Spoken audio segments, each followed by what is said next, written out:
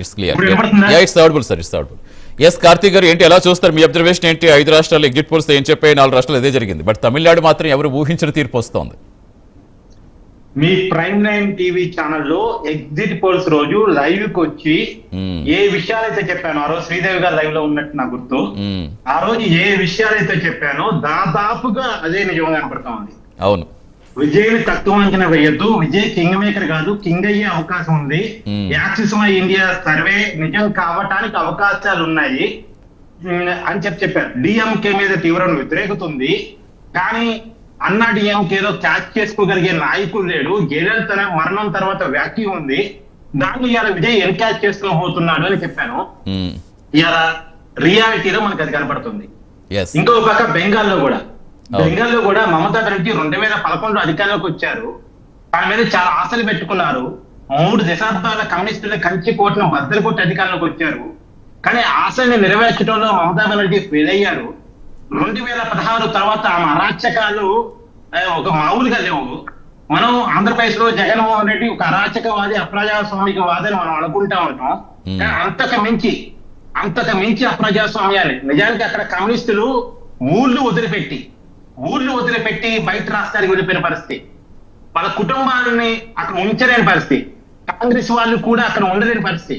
ఆ పరిస్థితుల్లో నుంచి సైద్ధాంతికంగా కమ్యూనిస్టులు బీజేపీని వ్యతిరేకించే అయినప్పటికీ కూడా కమ్యూనిస్టులు ఓట్ బ్యాంక్ మొత్తం కూడా బీజేపీ వెనక్కి రాని అయింది. ఎందుకంటే బతుకు ముఖ్యం కదా, కుటుంబాన్ని అక్కడ ఉంచుకోవడం ముఖ్యం కదా. ఆ పరిస్థితుల్లో నుంచి కమ్యూనిస్ట్ ఓట్ బ్యాంక్ అంతా 2016 తర్వాత బీజేపీ బెంగాల్ ఫోకస్ చేసిన తర్వాత బీజేపీ వెనక్కి రాని అయింది. 2021లో బీజేపీ చేసినటువంటి పనులు బాగా పనిచేసి 3 స్థానాల నుంచి 77 స్థానాలకి 2021లో బీజేపీ ఎదిగింది. కానీ అప్పటికే అక్కడ బీజేపీకి ఉన్న మైనస్, తృణమూల్ కాంగ్రెస్ ఉన్న ప్లస్ ఏంటంటే మైనార్టీ ఓట్ బ్యాంక్ చాలా ఎక్కువ, దాదాపు 35% 40 వరకు అటు ఇటుగా మైనార్టీ ఓట్ బ్యాంక్ ఉంది. అది 1 అండ్ సోడిగా మమతా బెనర్జీకి పడుతుంది.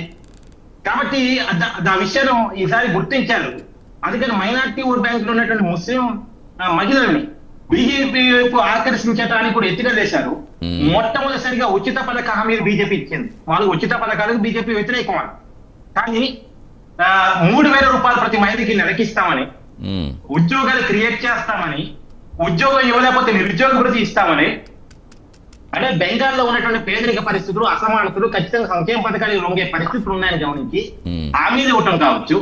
ఎలక్షన్ సంఘం ఎప్పుడైతే బాధ్యతలు తీసుకుందో, ఎలక్షన్ కూడా అమల్లోకి వచ్చిందో, డే 1 కాదు, ఫస్ట్ అవర్లోనే డీజీపీని మార్చేశారు, సిఎస్ని మార్చేశారు, కోల్కతా సిపిని మార్చేశారు, మమతాకి అనుకూలంగా ఉన్నటువంటి ఐపీఎస్ ను మార్చేశారు. ఎవరైతే మమతాకి అనుకూలంగా ఉంటారో వాళ్ళందరినీ రూపాయల్లో పెట్టారు. ఎవరైతే ఎలక్షన్ సంఘాన్ని కోఆపరేట్ చేస్తారో అనుకున్నారో వాళ్ళందరినీ ముందు పెట్టారు. తర్వాత సరిపేరుతోటి దొంగ ఓట్లు, రిగ్గింగ్ ఓట్లు, డబల్ ఓట్లు, చచ్చిపోయిన ఓట్లు, అవన్నీ దాదాపు 86 లక్షలకు పైగా ఉన్నాయన్న విషయాన్ని గుర్తించి వాటిని తీసివేశారు.